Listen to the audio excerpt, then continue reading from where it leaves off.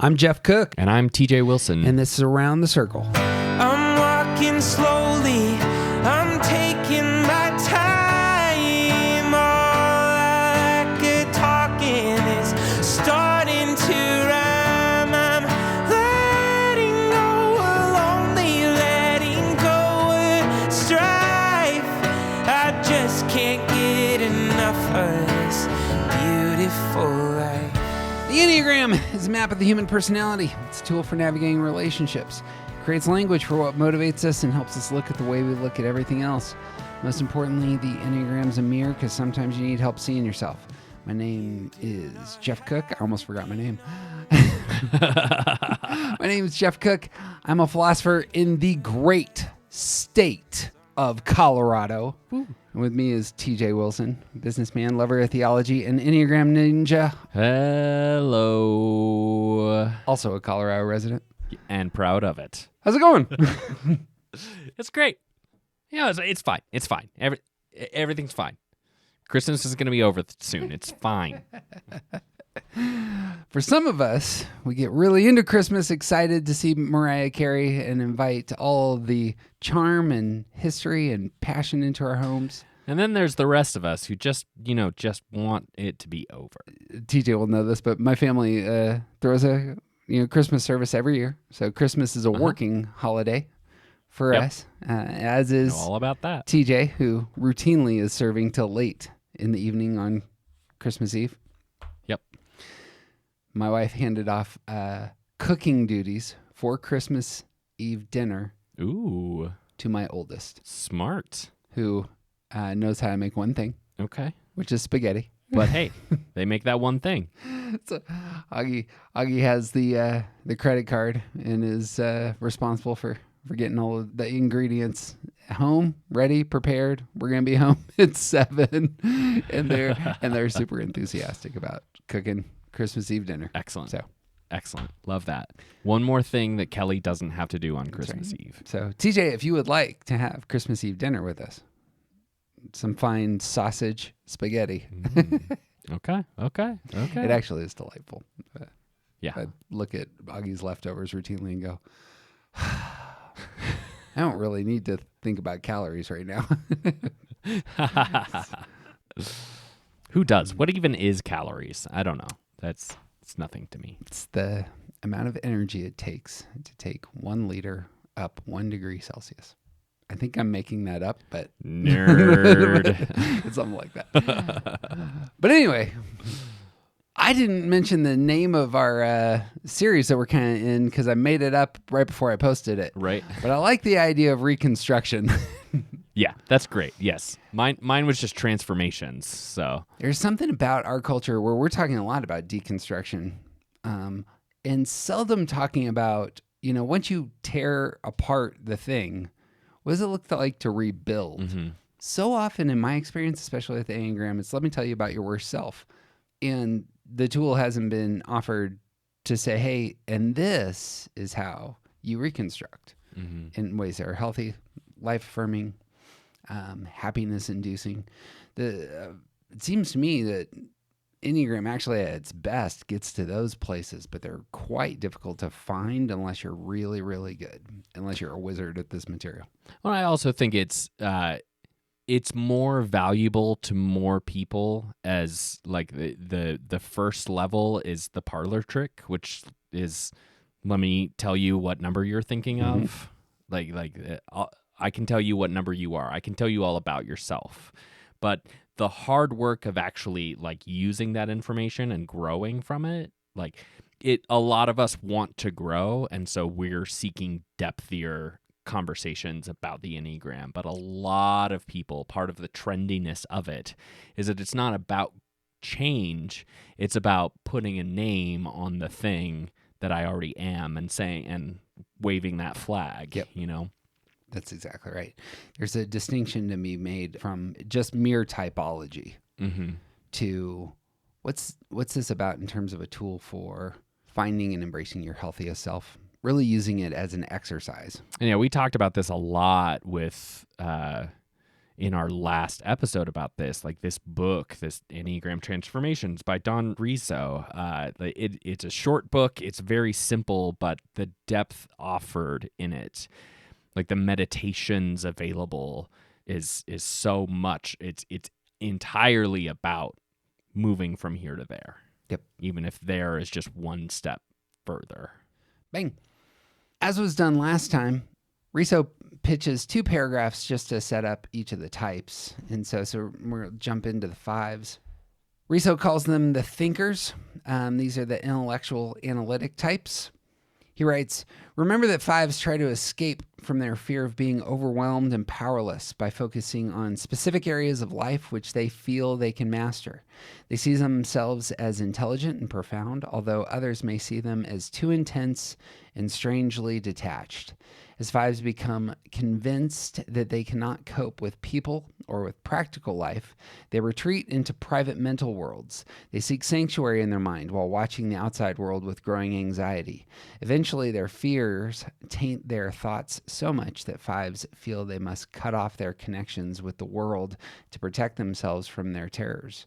With nothing to hold on to or believe in, they ultimately shrink away into a self-created prison or isolation and hopelessness. Again, Riso begins by picturing just 5s disintegrating, moving towards the most unhealthy stages, but this can be helpful in terms of just a wide shot of here's how things can go badly for this type. Right. So, thoughts here? Yeah, we talk a lot about 5s being sort of the ivory tower types and like the observers and wanting to experience the world from the outside looking in. And this is a great way to sort of picture why that happens. Like the outside world is filled with things that we're not ready for. And so we need to watch what's going on to figure out our place to jump in. And the farther and farther you step back in that position, the harder it is to jump in when it's your turn. Feels to me like the hand dealt to a lot of 5s is just, it's characterized by anxiety and some existential dread, and like you're coming to the world with that in your cards. Like those are some glasses that you're looking through, and like kind of owning that, naming it, saying, okay, since this is where I'm starting, where do I go? Feels like this paragraph ends up being, this is how it goes badly. Right. Is there a better way? And I think that this is a good reminder for 5s that they are excellent observers of everything else, but they're not super great observers of themselves. Specifically in the kind of objective way that they can look at everything else. Yeah. I'll stumble into this thinking that 5s are feeling repressed, but they're not. They're action repressed. Right. And I kind of have in my head that relationships will be difficult for 5s, or that getting in touch with their emotions will be difficult. And I don't know where that falls on the radar, but that's not where repression is. I think it's more about like the sort of repression is more about like observing their feelings as opposed to feeling them. Again, I just don't see 5s as highly self-aware about a lot of the things that they're blind to, Yeah. Like they don't necessarily feel their emotions, they observe them. They have to step back from them to be able to understand and identify them. Like this idea of the self-created prison, like in the effort to isolate themselves, to be observers, to be able to understand the world before they have to jump into it, it means that they're separating themselves from the world. And I don't think they see it that way. We've mentioned this in the last episode that so often our shadow side, the dark side, emerges out of our fears. That fear here of, being overwhelmed and powerless. How are you going to escape that? Well, I'm going to take a big step back. I'm going to look at things. I'm really going to be analytical. I'm going to understand all the details, and then I'll feel safe and secure. That is it. But that movement of withdrawing hard for observation's sake is the thing that has secondary effects. Right. Or even primary effects. I mean, this will characterize a lot of who you are. It'll determine where you are. Yeah. Where you step back into. Yeah. So, well, and I like to say it another way, even I think that 5s may not necessarily say, I am afraid of this thing, more like this thing is something to be afraid of, therefore I need to understand it first. Right. And like even that way of thinking is self-isolation. Because you're cutting yourself off from being part of what's happening. Riso's solution, here's the reconstruction. That's all deconstruction on one side. It's like, what is tearing you apart and what does it look like to build you back up? Riso says fives can escape their trap by acknowledging and releasing their fears of being powerless and overwhelmed by the outside world.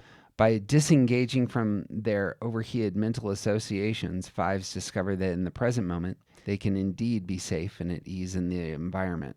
They begin to focus on those things that support them rather than threaten them. As they leave their shell, fives realize not only that there is a place for them in the world, but they are capable of enjoying and mastering life. Thoughts? Yeah, this is like get to know the things that you're actually afraid of and recognize that the way that is playing out is in fear, and then try to release it and try that, like, you have to engage life in order to be living, and if you're constantly looking out for the things that are going to deprive you, that are going to, like, that you're not going to be able to handle, then you're just not going to live life. And if you just don't think you're ready, that will always be a good enough excuse to step back. And when you start to recognize that is fear and calling that out and saying, I am being afraid right now, then you can try to start to release it. Well, we're going to read some of these Proverbs down. The 5 ones I thought were very well composed and interesting. The first one for me is a little ways in. Riso invites 5s to say, I now release my dark and destructive fantasies. A lot of these become relational in nature, which I was really excited to see. Because, again, I see 5s as, for whatever reason, I have this impression that 5s won't be relational, and they certainly are. But here, dark destructive fantasies struck me as, I'm not just anxious, but I'm anxious about what other people may do to me. How am I going to protect myself? Well, I have dark and destructive fantasies about what I might do to person X, Y, and Z, to create some space. It seems like a protective grasping for control is what I read there. Sure. I don't know if that's where it means to go, but that's how I read it. Sure.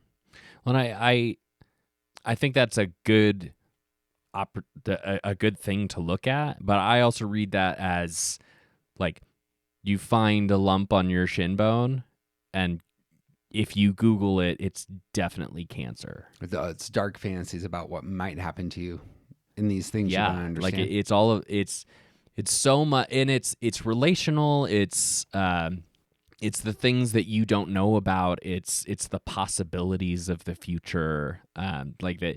It seems like a lot of 5s lean more into, like, almost like worst possible case or worst case scenario kind of thinking, but it's about, to me, it's about it only being able to see the things that are worst, which is the thing that I am now going to prepare for. Right. Or sort of close myself off from. I like your interpretation, Bear. Mine's too retributive. And that also speaks to the sort of bent toward nihilism that often lives in 5s. Yeah, I mean, it's the releasing of negative thinking could probably get characterized a handful of ways, but that's what it is. We just need to be aware that our thinking can go down very dark avenues. You need to name them, need to clean that out, need to release that, need to think on things that are worthy. Yep. Agreed. Bang. What's your first one? I'm going to go back one step to number 3. I now release my fear of being violated or overwhelmed by others. Again, it's people here. That was the thing. Yeah. It's the fear. I always think about the fear, but it's the fear of people that kind of comes up in a lot of the characterizations for Riso. So what do you see? Mm-hmm. To me, this was like, I really, like, the word violated was really, really, I was drawn straight to that word when I was reading through these, because there's such a sense, like, so much of that protectiveness that exists in 5s is about worrying that other people are going to violate them. And I like, and that's any kind of abuse of the information or emotions or any part of me that I share with the other that's taking advantage of my resources, that like all of the ways that fives think that others make them unsafe is some kind of violation. Yeah. And like there's a real concern there. This is part of why fives don't/can't share themselves very easily with other people. It's because they don't want to be violated. Thing that I see there as you're talking is 2s, 5s, and 8s all have that external focus. You know, Yep. for the 8s, that person's coming to impose their will on you. For 2s, those people are the ones who are the, vessels of making you feel ashamed.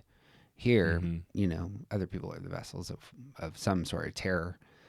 And they're taking your resources. Yeah, it's a high external focus for that triad. Mm-hmm. Yeah, and violation, like theft can be, as you were kind of saying, resources.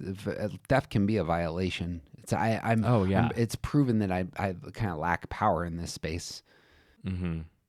Yeah, anyone who's had any kind of significant theft, like that's part of the feeling that goes along there is that I've been violated. I've been like my person has been taken advantage of in some way, and Right. it's really unpleasant.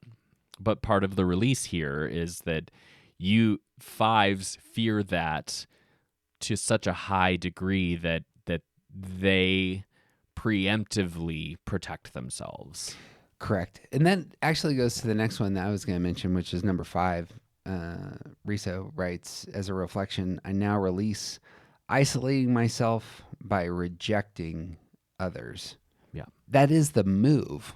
It's an extreme move. We've talked about aversions in other podcasts, and that there's hazards out there that, that all the types move too far away from.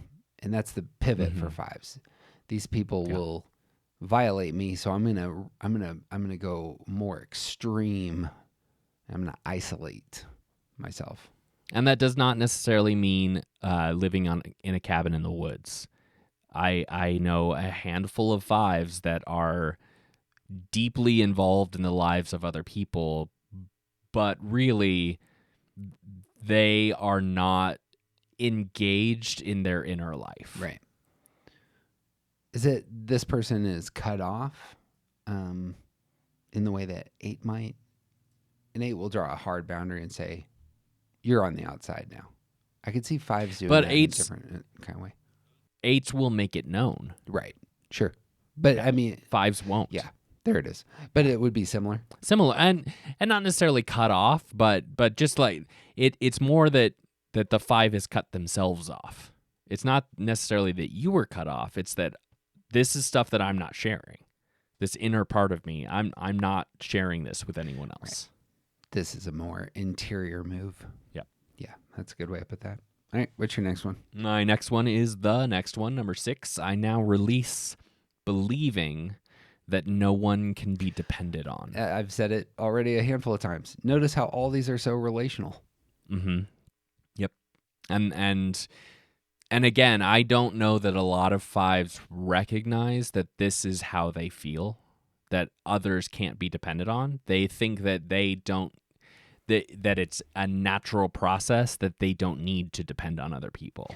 I get the sense that 5s are very observant to the fact that everybody else is an idiot. And so clearly if you're an idiot, you're not reliable. Yeah, of course. Yeah. That, those standards of judgment, as it were, come into play in terms of whether or not you're going to help keep me from being overwhelmed and violated. That was said earlier. Right. Well, and sure, it absolutely is true that some people are just plain unreliable, but some people aren't entirely unreliable. Nobody's perfect. You're never going to find perfect, but there are people in your life who can be counted on most of the time. Right. When 5s do make that move, there seems to be a high degree of honor that comes from the 5. If the 5 actually respects you, that's earned. Yep, that's a big deal. Yeah, they start from a place of skepticism. Yeah, being more open handed here. This is again for kind of 2s, 5s, and 8s. Like being more open handed in terms of who you allow in can be a healthier posture. But that's just it. Yeah. 2s, 5s, and 8s all expect rejection in relationships. Right. And there you go. My last release is number 8. I thought this was really interesting and just wanted to talk about it. I now release being cynical and contemptuous of the normalcy of others. I just love the insertion of normalcy there. There's a 4-ish element here, but I can absolutely see 5s having that. I've judged how average and mundane this person is, and banal, and you're not interesting. Like I think a perfect example is like the Target redoing all of the classic band T-shirts. Okay, and so you see someone who's young wearing a Led Zeppelin T-shirt. And if you are a fan of Led Zeppelin who like owns albums and has done work to study them and like knows what some of their knows the words to the songs, and you can actually name a lot of, you see this kid wearing this Led Zeppelin T-shirt and you're like, cool, just another bandwagon fan who bought their shirt at Target. Like there's this immediate assumption that because other people are not as knowledgeable or as dedicated as me, that they're awful. Yeah, right. Yeah. Contempt. What's your next one? My next one is number 11. I now release being secretive and hiding from people. Other people. To me, like the fact that this is number 11 when we've already talked about this specific thing like 9 times so far, is it represents this endless cycle. When you are secretive and hide from other people, you back away from them and you feel farther away from them, which makes you more secretive and like more retreating. And like the less engaged you are, the easier it is to be not engaged. Yep. Becomes a habit. Yep. There's a path of least resistance here on that front in terms of expenditures of energy. If I hide, it's way less costly in terms of my energy and the rest. Right. I have one more release before we move to affirmations. Perfect. Number 15, I release feeling that I always need to know more before I do anything. I had that one marked as well. That one ends up being the setup for moving to your security number. You know, if you're able to make that one move, that's the door that opens into really engaging your body and getting into some different kind of, 8 space. Yeah. Move into the space, the action space, the space where you're actually doing something with the knowledge that you have. Because let's be honest, there's always more to learn. Right. You'll never be an expert on anything that you want, especially if what you're trying to be an expert on requires hands-on experience. We had our Zoom meeting last night with folks who are listeners who want to talk shop with us. We were talking about repressed centers and how you elevate those. And when we got to the 5s, there was a lot of discussion about musicians being 5s who will engage their bodies. 5s who are musicians commonly actually do insert places where they're more active. But part of that's because they've had countless hours of rehearsal time alone, such that they can get to a spot where they can then perform. And like finding those avenues for, you're studying all the things so that you can execute it out there. Some 5s don't have that opportunity, I suppose. Right. Like if you're a musician, the gig is coming, as it were, and then you get used to it. You get, oh, I am really good, and I can stand on stage, and I can do the thing. Or you can. I think thinking about musicians is a really great example to think of. Like you don't have to be 100% at all of it. Look at Bob Dylan. Sure. Like the thing that Bob Dylan is really, really good at is writing songs. And he also sings and performs them. He does not sing or perform them at a high level. Sure. That's fair, right? And it doesn't matter because he's so good at the one thing that he's actually doing that the other stuff just it supports the more important goal. I see this as an invitation to risk.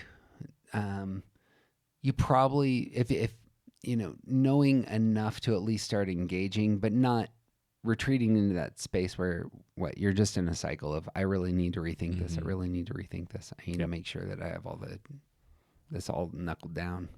Yep. Right. There's always more to learn. Gotta give that up. You have to expend some energy as part of just living well and acting on your thoughts. First affirmation, again, kind of the reconstruction. We tear all that down and then rebuild. First affirmation for me was, I now affirm the strength and wonder of my body. I don't think that's intuitively obvious for fives, or something that the cynical side can come in here in terms of just everything out there is, as was kind of said before, like you can be negative about the normalcy of stuff. Yeah.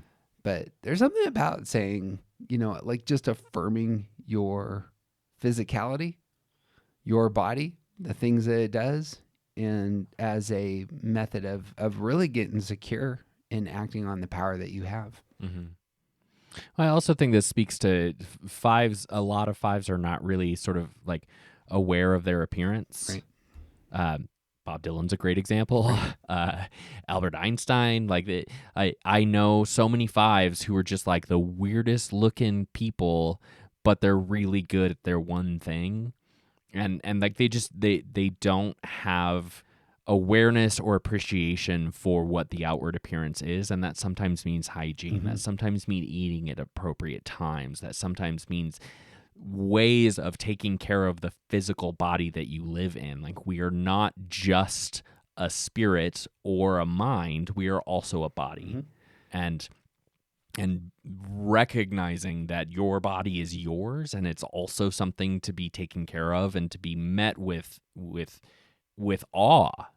Like the wonder of the fact that you live in your body is also something to be amazed about and to be interested in, and to learn more about how your own body works and how it looks and how you exist in the physical world. Yep. Because if you're always just trying to observe, then you wish that you were like an disembodied puff of air just being able to watch things happening around you.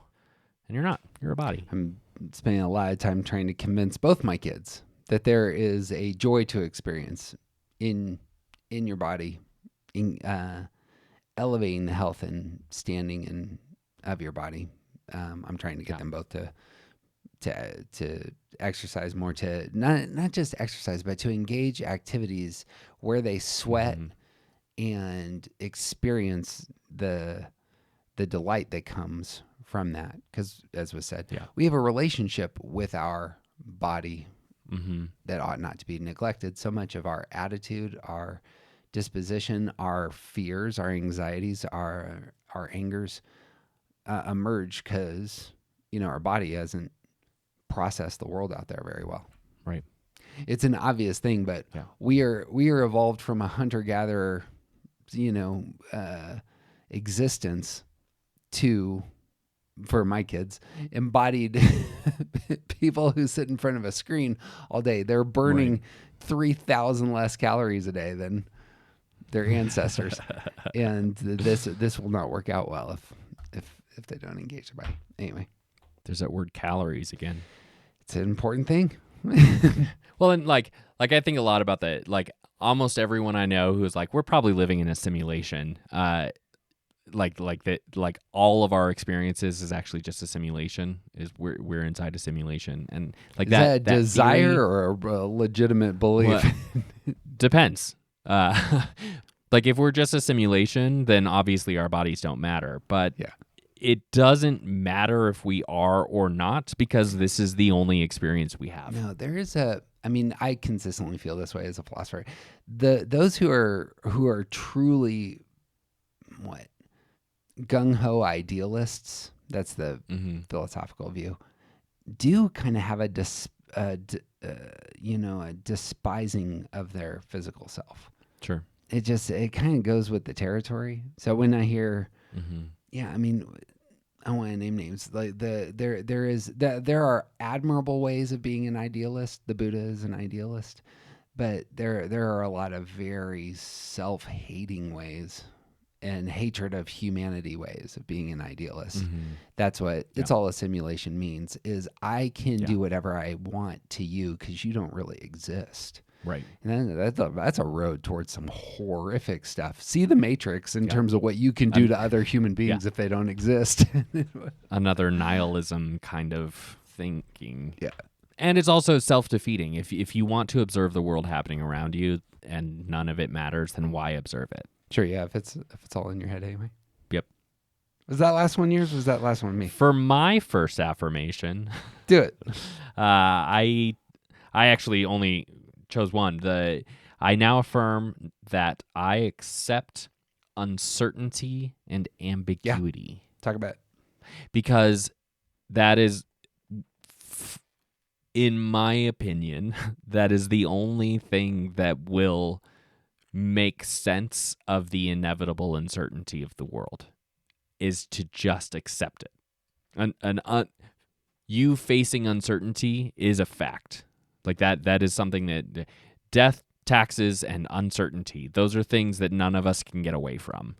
And the desire to understand all things, to never live in a space where you don't know things, like that's part of why the internet is so broken. Not all shin bumps are cancer. Like embracing uncertainty and learning to accept it. Like, yeah, I actually don't know the answer to that, and that's okay. Like that, I feel like that's a happier, healthier, more comfortable place to not have to know all of it. Yeah. What I hear there is the world's coming at you for fives. They're processing it through the head center. And so I accept uncertainty is about the future, but accepting that it's uncertain it robs the future of its power to make you afraid. Yeah. And secondarily, if you're embracing ambiguity, you're saying some things won't make sense, and that's okay, and I'm okay with that. Yep. And all of a sudden, that cleans out some of the places where you need to be in control. You need to understand. You need to be anxious. It kind of frees you. Right. In this affirmation. And I'd go even further. We've had a whole discussion about meaning. And I think that like part of accepting uncertainty and ambiguity is like we don't know what the meaning is, and we may not for a long time. We may not until after we're dead. We may not ever know the meaning. And that itself might be the meaning. And we just don't know. And that's okay. Because there's life to be lived. There's ice cream to be eaten. There's all kinds of things in the world to experience. And if we're only thinking about what happens at the end or what it all means, then we don't ever experience it. This goes back to our last conversation, but there's a difference. There's three camps, I suppose. This is absolutely positively the meaning of life camp. Mm-hmm. There's the camp that says there's absolutely positively no meaning in life. Right. And then there is the open-handed posture that's being elevated here. Yeah. Camp 1 is clearly the best. That's where I land. But I'm totally down with this last camp. TJ, however, wants to hold everything loosely. Yep. It's true. So what if it's all a simulation? Can't man. Gotta hold that loosely. It's fine. My next one was 22. I now affirm that I have faith in the future and in human beings. Again, that's pushing against two things. Anxiety, which has that future element. And again, that disconnection that can emerge for fives between themselves and others. But saying I have trust, we'll see this with sixes, I imagine, in a minute. I have trust, I have faith in the future. And it can be a healthy place to go. In other human beings, that can be a healthy place to go. One of the best, I know I bring up Warren Buffett every time I talk about fives, but he did a 1 hour lecture on the history of America and its trajectory that was just very grounded in terms of the systems and in terms of how the constitution of the people over time, their chemistry, and how our systems work together, and just why he in fact had faith, as it were, in the future. Very famously, at the bottom of the recession in 2008, he wrote a Wall Street Journal article saying something like, "This is why I'm really believe in America or bullish about America. This is why I'm buying more stocks right now." And it's just, again, everything's looking great here, and here. Anyway, A5 embodying this really brings a lot of health to others. Yeah. People trust you in your assessments. Yep. And so if you say, I have faith in the future and other human beings, it's a huge investment in yourself and others. Yeah, and I sort of shied away from that one mainly because I feel like I know a lot of 5s who will scoff at it. Right. The cynicism comes back. And part of that is because a lot of the attention goes toward the negative. The squeaky wheel gets the grease. And when you're observing the whole picture, like when you actually zoom out and observe the whole picture, it's a little bit less bleak than you're giving it credit for. Yeah. For 4s and 5s both, like the bent towards the glass half empty side can be a temptation there. Yep. You got a last one? Nope. Bing. I already did my last one. There's your last one. All right. Let's talk about 6s. Great. Riso writes, the loyalist. This is type 6. The loyalist, the committed traditionalistic type. I don't know that I've ever read the word traditionalistic. That's a first for me. Might be the first for me, too. Remember that 6s try to escape from their fear of being abandoned by aligning themselves with others. They see themselves as trustworthy and reliable, although others may see them as defensive and insecure. They want to feel that they belong somewhere, so they look to others to provide security and show them what to do. The problem is that 6s are also anxious about depending on others. They are thus caught between needing the security of an authority and wanting to prove their independence. 6s may try to solve their anxiety with outbursts of misdirected aggression against those around them. When their outbursts drive away supporters and protectors, 6s become all the more anxious and depressed. Thoughts, sir?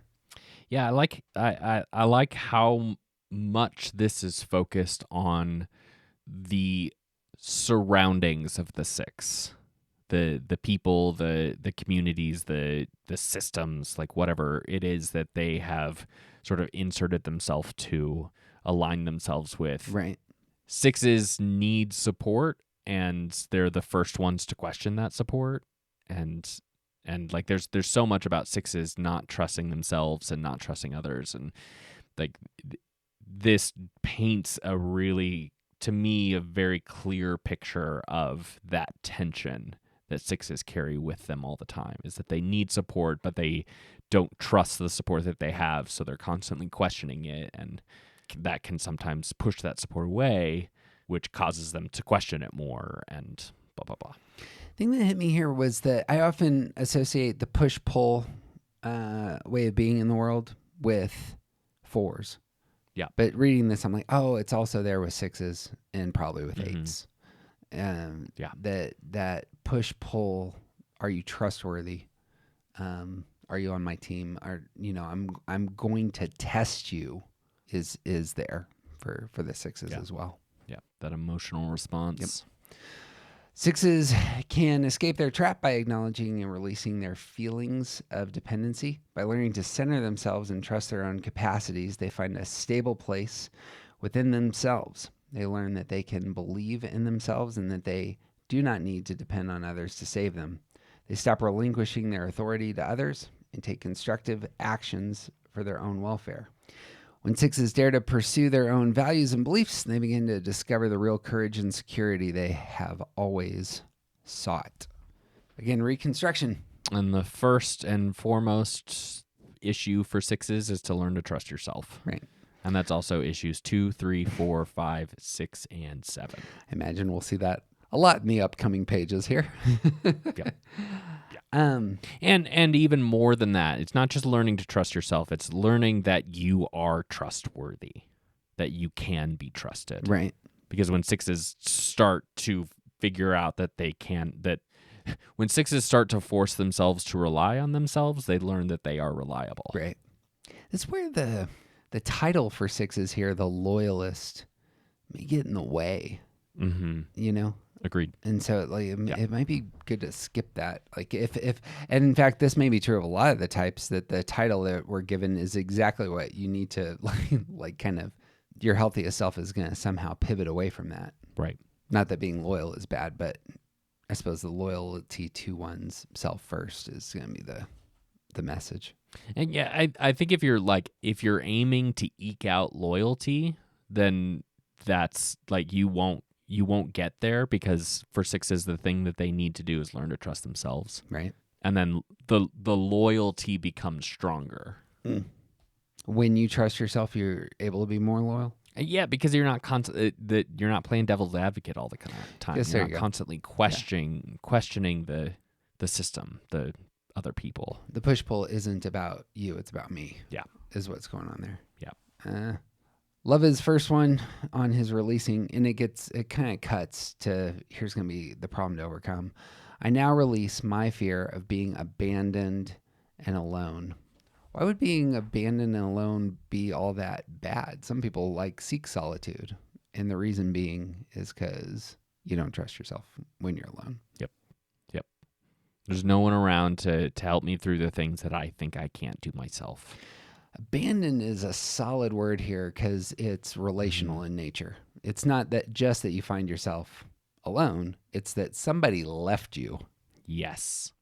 Yeah, and that I think is the key. It's not that sixes fear being alone. It's the fear of their support falling out from underneath them.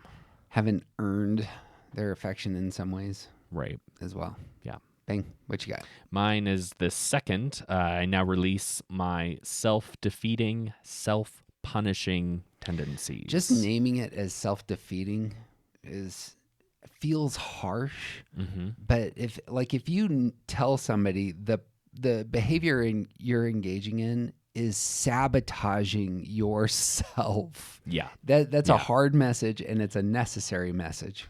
And then punishing yourself for the sabotage, and which causes more sabotage because now you're focusing on that thing that you didn't do and you missed on the thing that you should be doing, and now you're punishing yourself for for sabotaging because of the self-punishment, because of the self-sabotage. And like now you're in the washer right there. You're just spinning. Yeah. There needs to be a place where you hold mistakes and errors and just plain things were out of your control and you had no actual this wasn't your fault. You need to release those places because it doesn't mean you're a bad person. And punishing yourself for things that were out of your control or a mistake that you made is just going to keep you down that rabbit hole. I love number 5. I now release overreacting and exaggerating my problems. I don't think I have close enough relationships with sixes to see this, but when it's said, I'm like, oh, I could totally see that being a misstep from some sixes of really elevating. Again, it's the emotional reaction response for sixes and eights are gonna, especially in problem solving. I need you to feel the anxiety I have about this. Yeah. But in order to elicit that from others, it can be exaggerated. It can be an overreaction, and that's not healthy for you or them. And I want to put a different kind of filter on this because I think this is sort of the seat of what we talk about as chaining.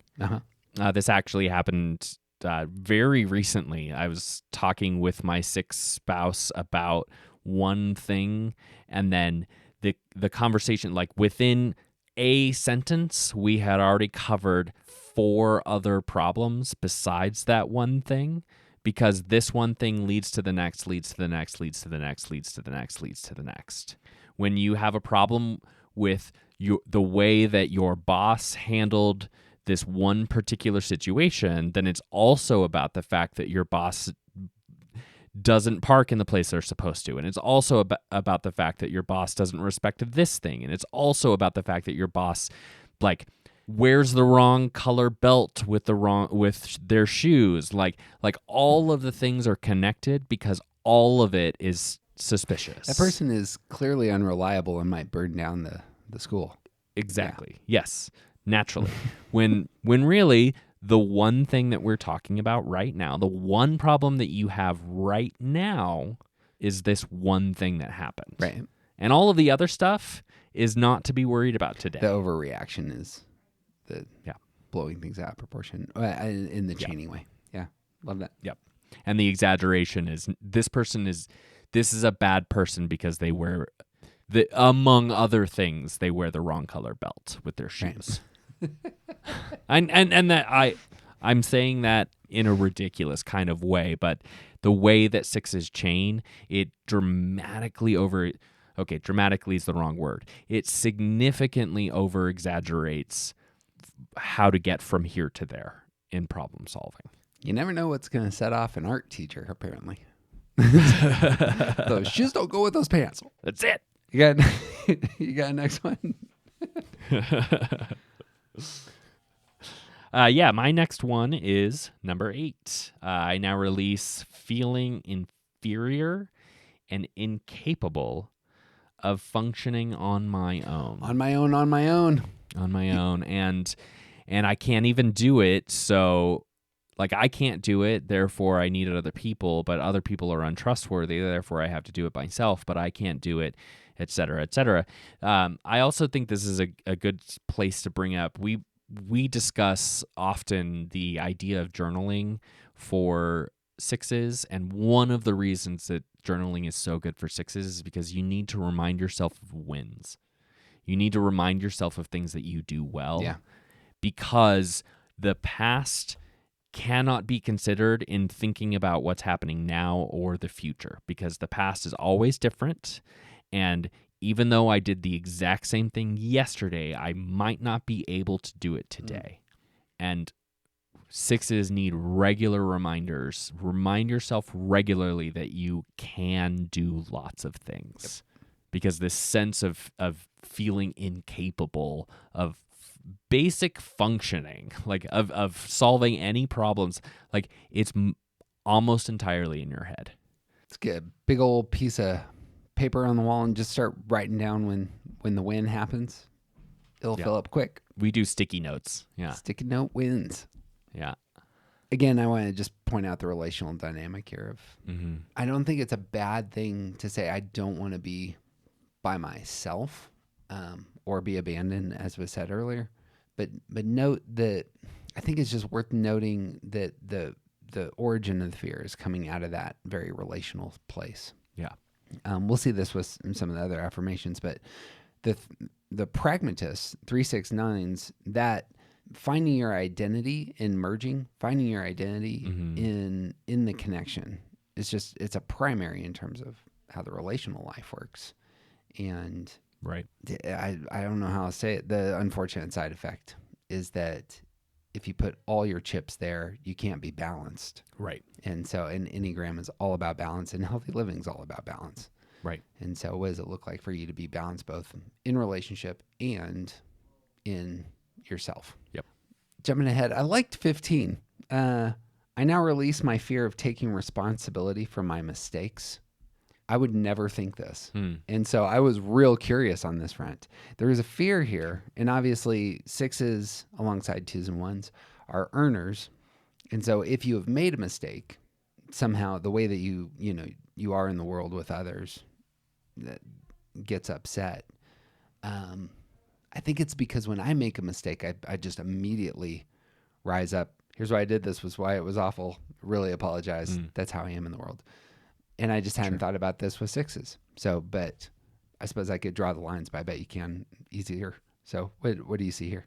Well, actually, this is one of the few items that I disagreed with. Well, there you go. And the only way that I can get there is to completely reinterpret what he's saying. Because to me, in my experience and understanding of how sixes work, like sixes are more likely to own up to things that they think are mistakes before you've even acknowledged that there was a mistake made. Yeah. And the only way that I can perceive this being accurate is that, like, there's always a fear that I've done something wrong. Yeah. And so the thing that needs to be released here is the fear, not necessarily taking responsibility for my actions, because it seems to me like sixes do that Right. to a fault. Living in the space where you fear having made mistakes is really what needs to be abandoned. That's a better way to go. Yeah. All right, we're going to rewrite this book. No. And I could be wrong. think that- I'm fine with acknowledging that I might be wrong about a lot of these things. That's okay. But this is what I've seen in sixes. No, I think sixes and ones and twos all are going to be in that space where just very cognizant of whether or not they misstepped. Yeah. And there's anxiety in did I say that right? Did I have that conversation correctly? Did I do my job well, etc. Right. Bang. What's your next one? My next one goes back a couple to number 13. I now release being evasive and defensive with those who need me. I'd love to hear your take on this. That I had a hard time getting my head around that one. So, what's your take? Sure. So there's a sense of contained within that self-doubt and the self-depreciation, like that certainty that I am not capable of taking care of myself, let alone someone else, can sometimes come out like when someone else needs something from me. Now it's like, why can't you just do it yourself? Like it turns on itself in this way that is contained. It is born out of that self-doubt, but it often can come out as a really frustrated and like why can't you do it yourself kind of reaction. Right. And I see this play out with a lot of sixes, and there's this sort of need to be in a place where I'm contributing, sort of like a need to be needed, but a rejection of someone actually needing them. So it's like I am safe in this place where I have a job to do. But if someone's going to come to me and need something from me, I don't have the resources to be able to give that to them. And that comes out in tainted by the feeling that I'm the guilt and shame of not being good enough to help these people or to do this thing that someone else needs. And also, like, there's so much wrapped in a lot of this that, like, when people need sixes, it can often feel like a burden to them. It's again kind of the push-pull Yeah. element coming out here is what I hear. Yep. We've said about fours that fours kind of push love away when it draws near, and that's also I mean similar here in terms of I want to be helpful. I want to secure my position by serving, but when in that position, pushing it back. Yeah, and again, born in that place of I'm not good enough to be needed. Oh, there you go. Yeah. I see what you're saying. Boom. Any more releases for you? Nope. We can move to affirmations. I'll start with the first one, which is 17. It just seems primary. It's I now affirm that I'm independent and capable. Mm-hmm. Opposite side of the coin of a lot of what we've been talking about. Yeah. I'm not sure that one needs to. Well, how do you think about this? Do you need to affirm that you're independent, or is it the case that I affirm that I can be independent? I affirm that I do have what it takes on my own. If it were the case that I found myself on my own. Yeah, that's how I sort of read this. It's like that you have to assume that it's a can be independent. I can be. Just because the word is one that we've been using a lot. We've been using independent for 3s, 7s, and 8s. Mm-hmm. And so if this was applied to 6s, it would be a high side stress move. Yeah. If you're saying I'm comfortable being independent, that means I'm using some of the tools that might be there for me at 3. Right. To know what I want and to go for it. Even I suppose the affirmation, I'm capable. 3s generally don't have a problem telling themselves that. Right. Mainly because that's like if 3s do have a problem saying I'm capable, it's because capable is the bottom rung of which I am. I just have to be mildly competent. Done. Wait, are we talking still? Yeah, Let's get this job done. Yeah. I'm way more than that. And 6 is, grabbing onto some of that as a good affirmation. All right, what's your next one? My first affirmation is number 20. I now affirm that I meet difficulties with calmness and confidence. Again, remind yourself of wins, and you'll see this all over your life. The hardest things that you have ever actually had to do, you probably did just fine, and you don't remember it. Yeah. This feels, for me, it feels like it's kind of an instruction for somebody who has future anxiety but their energy is external. It's in the present. And that's how sixes are in the world. To say, you know what? This is how it's done. I need to remind myself this is how it's done. It's that sort of statement. And I have spent my whole life in a state of preparing for crises. And when crises happen, I switch into autopilot because I'm so good at handling these things. This also might be a reach for some 9 skills on the. Yeah, it's gonna be fine. It's gonna be fine. Just get through it. Similarly, and I think this is maybe a lot of these are speaking to the 6's mental life of saying, look, here are principles to embrace to get you through all the things. But my next one is the next one, which is 21. I now affirm that I am secure and able to make the best of whatever comes my way. Whatever comes my way is correctly saying, look, the world out there can be all over the place, very chaotic. So whatever comes my way, I'm going to make the best of it. Don't need to be perfect. Don't need to, I have the abilities to play the hands dealt. Yeah, that's what I got from that one as well. Like 6s have a really hard time when the plan changes because they are overly prepared for the plan as they understand it, and they are not good at whatever comes my way. My partner and I grew up playing a game with my mom called Let's See Where This Road Goes.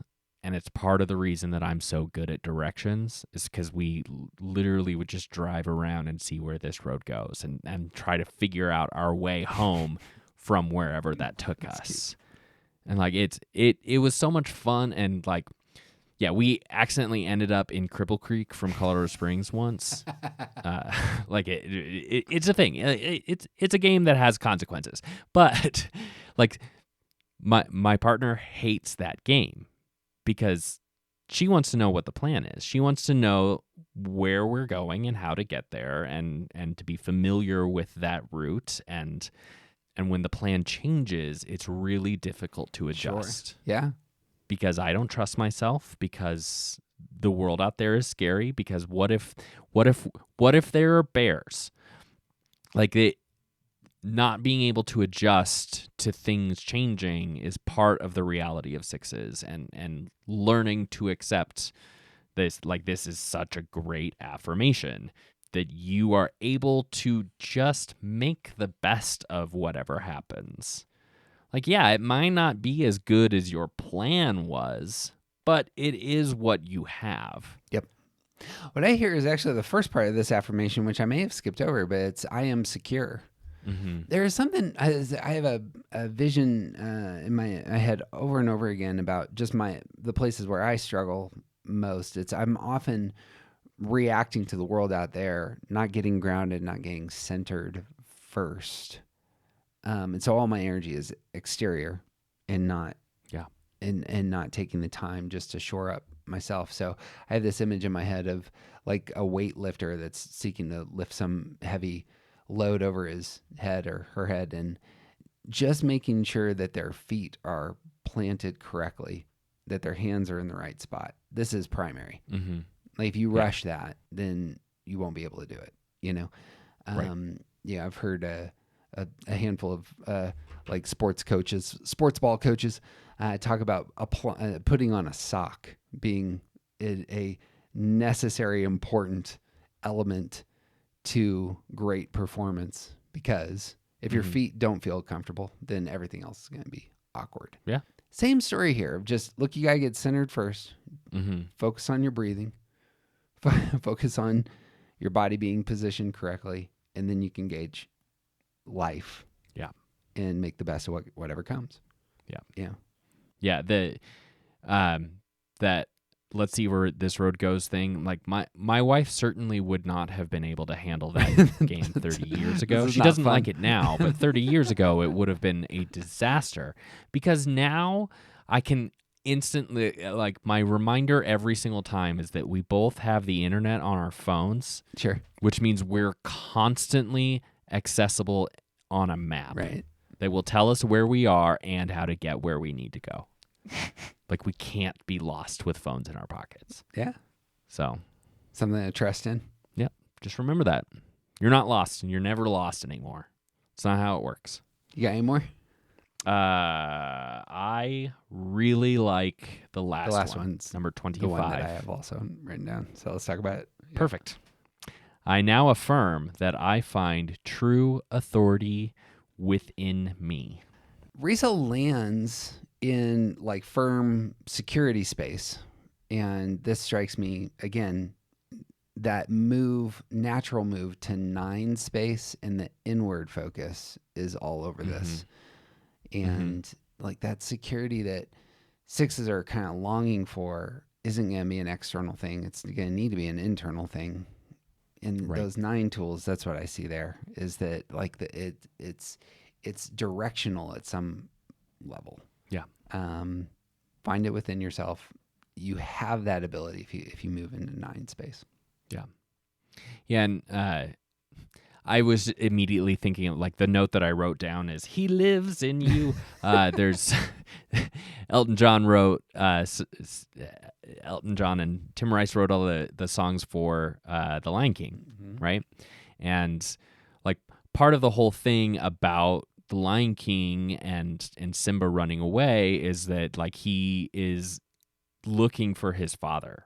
Like his father is gone, and now he does not have this authority that he trusted and like guided his whole childhood. And when he goes back, like they think it's Mufasa at first, because Mufasa is inside of him. Like, remember who you are is about remembering like the things about you, like the thing that you're looking for is inside of you.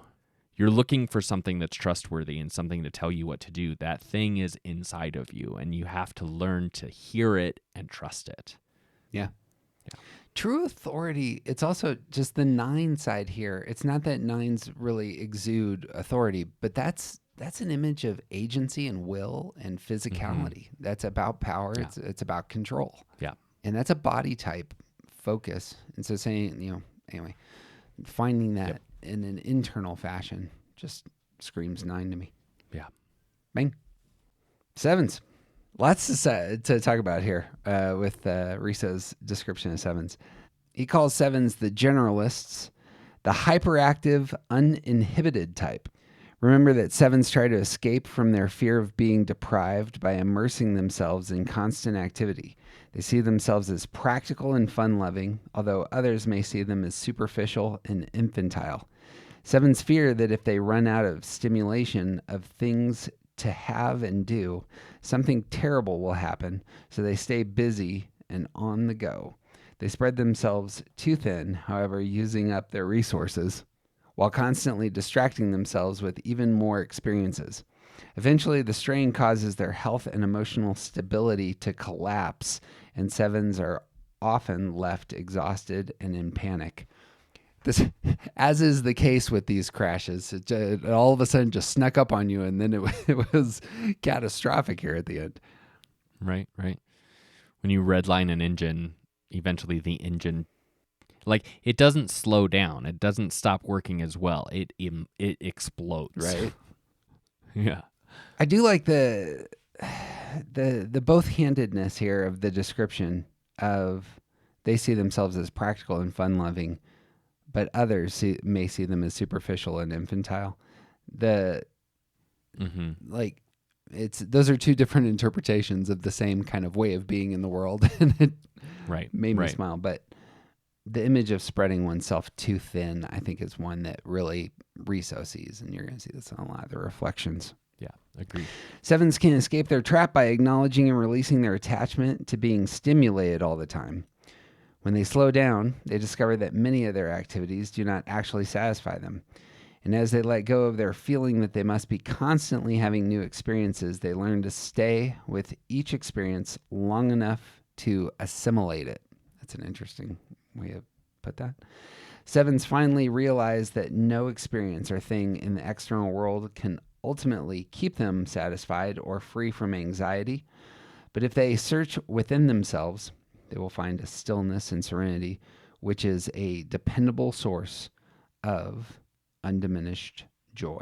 Yeah, I like the sort of like portrait that like sevens are looking for something to satisfy them, but they don't stick with something long enough to experience satisfaction, and like or overconsume and miss the line that is satisfaction. To me, like all this whole paragraph can be summarized with the two words "slow down." That's what I see. Also, there's a paradox here of like the seven that is constantly seeking to be satisfied, not pausing long enough to enjoy the satisfaction that they already attained, and him pointing that out. Right. Like, you already got what you want. Just breathe for a second. Yeah. Or you were looking for satisfaction that you can't get from always experiencing something new, but you can get if you learn how to enjoy the things that you're experiencing. There it is. The first release I thought is just, it's again starting at like the least healthy level, but I thought this was cutting on some as well. I now release all reckless and destructive impulses. There is a chasing after pleasure for some that merges into something else, where it's like the pleasures I'm seeking actually are doing damage to myself, and I'm enjoying that damage, or I'm chasing that damage. And Because I'm living. That can be that I'm going to drink so much that I hurt, ends up being it's a place that we can get to. And I just saying, look, that is destructive. It is reckless. And you can do that with how you spend money, with what you consume, with the speed that you're going. All of these, it's something that I imagine sevens are susceptible to. Yeah. And I want to sort of like paint the other side of this, but it ties so closely in with my first release, which is number 5. I released Running Away from the Consequences of My Actions. And I think like recklessness, this kind of reckless and destructive impulses that sevens have is not necessarily like self-aware recklessness. Like it's not necessarily the thing that we just affirmed, but it is sometimes not having any consideration for the consequences. So it's like it might be someone going to an all-you-can-eat buffet and saying, I will not leave until I hurt. It might also be someone going to a regular restaurant and just keep wanting more until, like, because you don't care about how badly it's going to affect you. The reason that Taco Bell still exists is because the people, let's be clear, those of us who love it are more drawn to the satisfaction we experience when we eat it than we are concerned about the consequences of having eaten it. Like, this is a real thing, and this is the place where sevens live, is less concern for how this will go badly than for how it will be experienced while it's happening. The image I have there isn't Taco Bell. It's $4.99 all you can eat Chinese buffet that's near my house. Yeah. Where I'm Yeah. $4.99 all you can eat crab legs? No, don't eat that. And at the same time, I want to go to there. How bad could it be? I remember going the last time we went to that particular restaurant. my friend stepped out of the car right into a big pile of vomit that he didn't see. Yep. And then we decided to go somewhere else. The thing, so I also had 5 written down, but the image I had here is of Homer Simpson. I think he had a stick of dynamite that he lit on accident, and he threw it down the drain of his sink to try and get rid of it. Sure, and, yeah, like and you of do, course it yeah. blew up the plumbing, and all of a sudden like sewage began, backing up into the sink. And he's in a Yes. rental house. This was important. He looked at it and then just started walking off whistling as though nothing had happened. And there's I have a handful of stories of that sevenness that comes out in interactions where, oh, you're totally leaving this thing you just broke. That Yep. Yeah, that's a thing that happens. And then, like, I also think that, like, we talk a lot about reframing and being charming for sevens, like this way of disarming the situation by being overly charming, like telling funny stories, like changing the subject, all of this stuff. All of that can also be used by the clever seven to avoid consequences for their behavior, for their decisions. You know what it is, using Joey's language? This is how they maintain independence. Yeah. If I can get you to laugh while I'm also doing something that you told me not to do, then I don't get in trouble. And sevens are really good at that. And like it's good to acknowledge that what you're doing is avoiding the consequences of your decisions. Yeah. I can go with number 8. I now release sacrificing my health and happiness for instant gratification. This isn't just, again, about consumables. When I hear this, what I think is finance. Sure. There is a way to be healthy with your financial life that leads to obvious happiness, but it often requires a posture of long suffering, of as it were, of patience. Yeah. And like those who make instant gratification investments generally will, it might as well be gambling, It generally is gambling. I mean, it basically is. Yeah. And like, I think that like health and happiness are long-term goals. Yeah. Like this isn't something that, and herein lies the big difference between what we're talking about when we talk, like as normal people talk about planning, and what we talk about when we talk about sevens planning and scheming, is they're not planning for their retirement.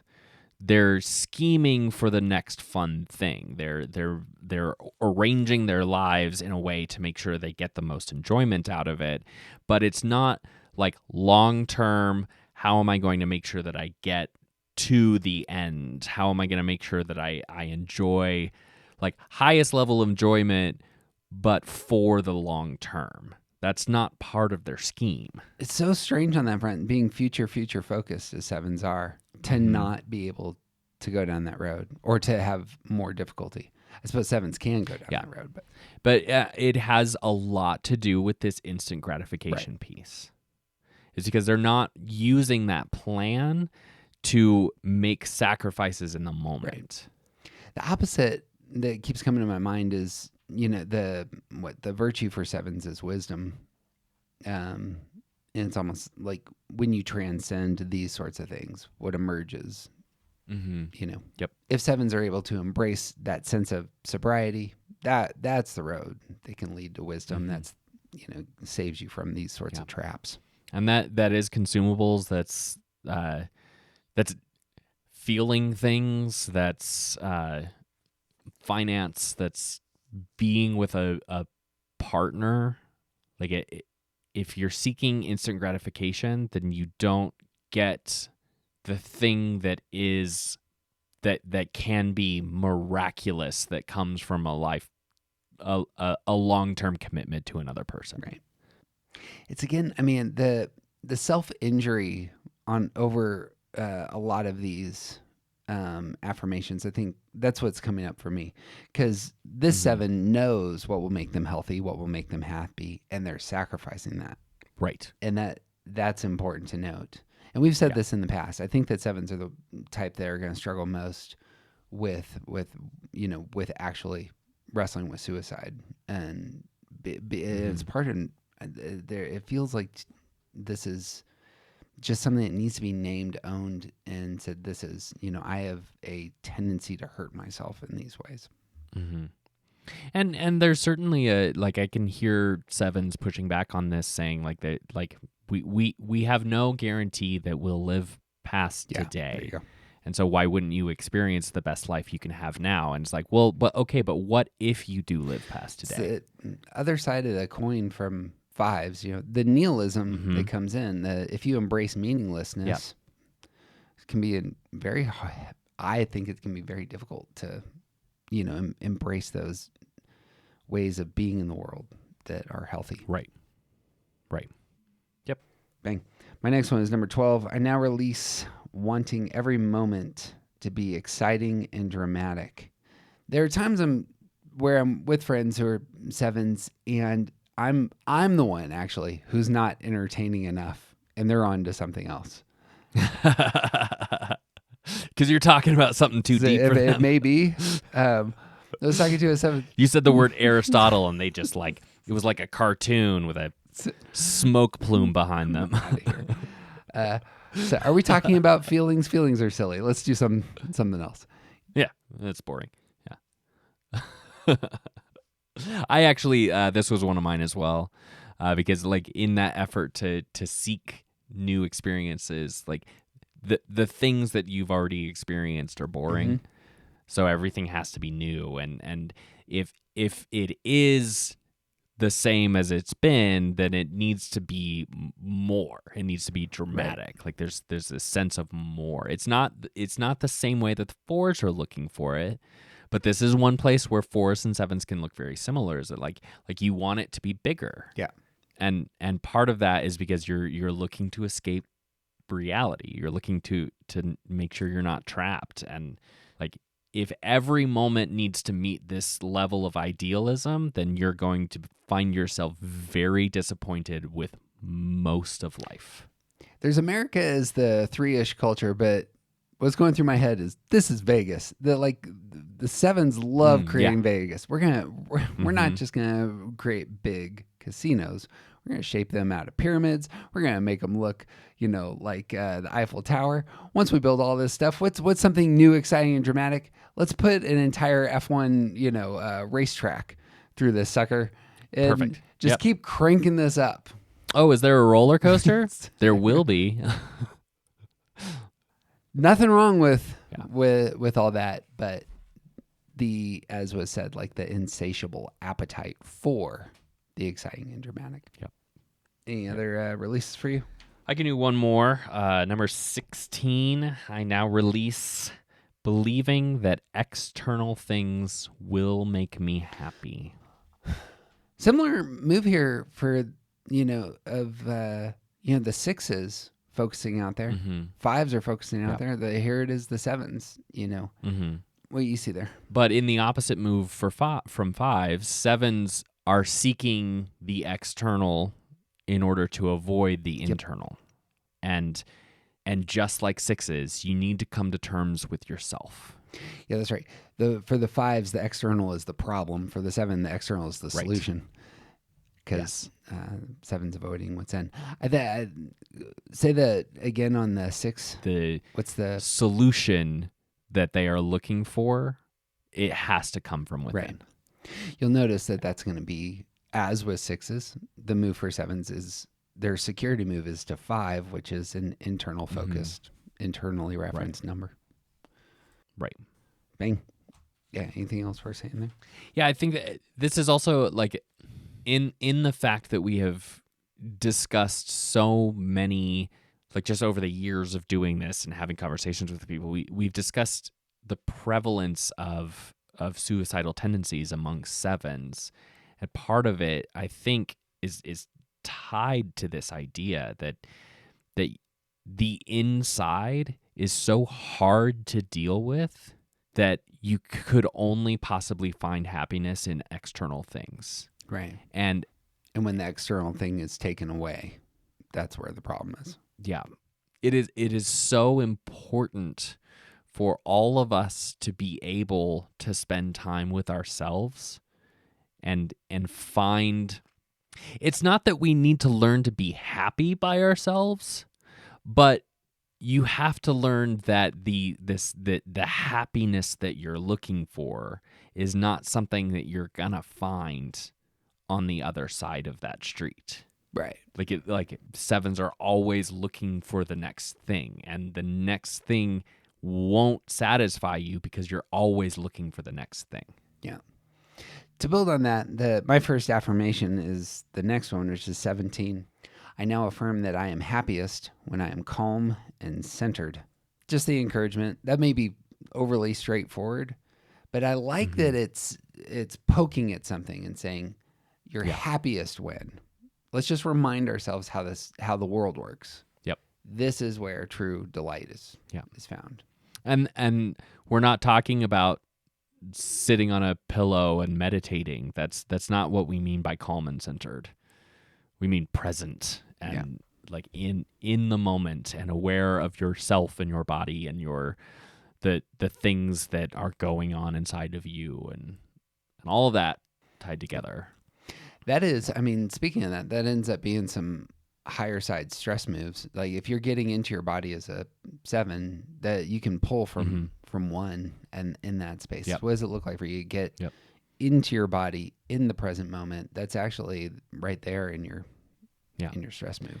We as human beings have been farming for thousands of years, and part of it is that we need food, and part of it is that there is some level of self-satisfaction, of unattainable peacefulness that comes from doing something like farming, you know? What does it look like for you to be in the present moment in those activities that you enjoy, in fact, that move you into the present moment? Right. Boom. What's your first affirmation? My first is number 20. I now affirm that I am resilient in the face of setbacks. Finishing what you started is all over this. Yep. And avoiding things that might not go well, and not being able to handle criticism or again, things not going to plan. There's all kinds of ways that the 7s can be derailed, and learning resilience in the face of and potentially a setback that you cannot just run away from, but you will in fact just deal with it and get through it. Yeah. That is something that 7s are capable of, and a lot of them don't want. Right. The gumption and stick-to-itiveness are virtues that 7s need to add to their repertoire, as it were. If it's the case that you pivot every time you're punched in the mouth, then your whole life's going to be pivoting. Mm-hmm.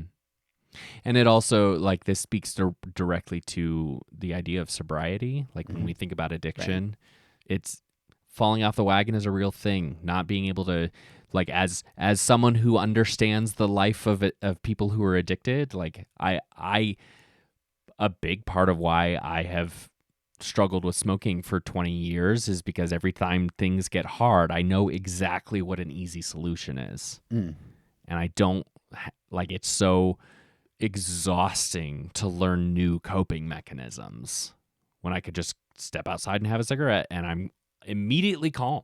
I get it. But learning resilience in the face of setbacks is something that 7s have and need. It's perfect. My next one is 23. I now affirm that I care deeply about people and am committed to their happiness. I think that's a great move against feeling repression.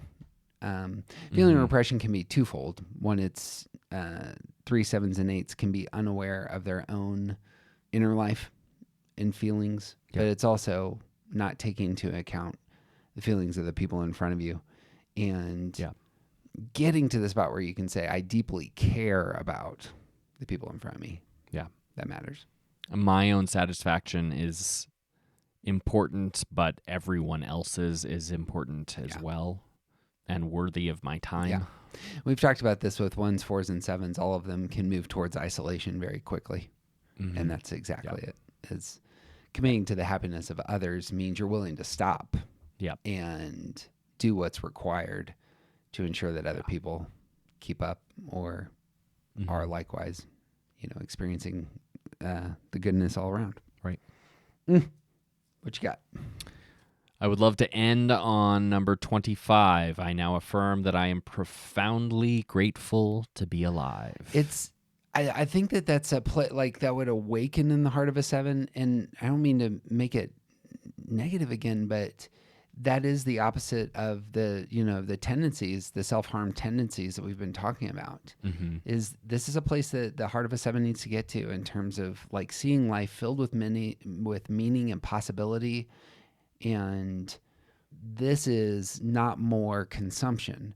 This is pausing to be grateful. Yeah. And those are different. Yeah. And I also like the thing that this immediately made me think of was the words of one of the greatest 7 characters that has ever been put to stage or to word or film, coming from an adult Peter Pan saying, to live would be a great adventure at the end of Hook.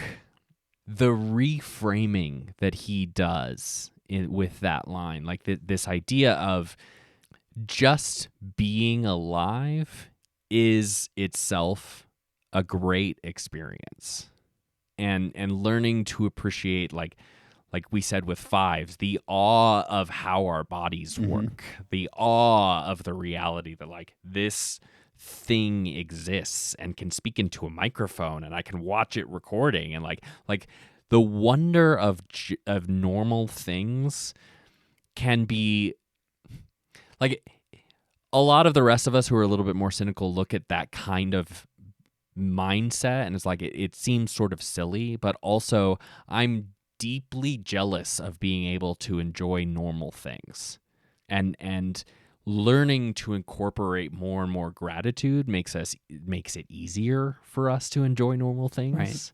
Right. And coming to this place of like, I am grateful to just be alive is so centered. It's present focused. It's a great mantra to be able to live from. yeah, the only thing I have to add there is gratitude ends up being a stabilizing, centering. I'm in the present moment. This is actually the enjoying and sitting in the delights that you've experienced. Like, gratitude is not a moving on. Gratitude is exactly the opposite of one of the first things that we ended up talking about. Right. That image of not pausing to enjoy the thing that you already grabbed hold of and were supposed to enjoy. Right. So. Right. Okay, well, we'll tackle the body types next time. I'm sure you and I will have nothing to say about any of these in terms of how they... We'll just read it down. It's going to be really short. Super painful, actually. As always, it would mean the world to us if you shared this with somebody that you love, preferably a 5, 6, or 7 who's just kind of looking for something to get into in the beginning of the new year. For those doing Enneagram work, I have found, as was been said earlier, that this material has just been super helpful, restorative. This is really where the Enneagram moves out of, some of the thin pop culture side of things to like actually, doing some very helpful work. So it's a fun party trick, but it's so much more than that. That's it. As always, we have 2 other podcasts, Movie Typing and Start Here, for those who get into pop culture, and for those who are just beginning to get into the Enneagram. Those are 2 excellent resources. In 2024, we're going to be meeting once a month in Greeley, Colorado on Sunday mornings. If you're interested in that, if you're in the area or want to travel, just go to our website. That the information will be up. It's the 4th. We'll be meeting the 4th week of every month at the Atlas Theater in Greeley, and easy to find. We start at 10, and that's what we're going to do. So, and as always, shout out to Brian Claxton, who continues to let us use his fantastic music to outro our work here. Has he won a Grammy or anything yet? Man has skills. That's what I got. You got anything else? I got nothing, man. Bang. He's TJ Wilson. He's officially awesome. And TJ, where are you from? I am from the great state. The great state of Colorado. And I'm Jeff Cook, and who you aren't just isn't interesting.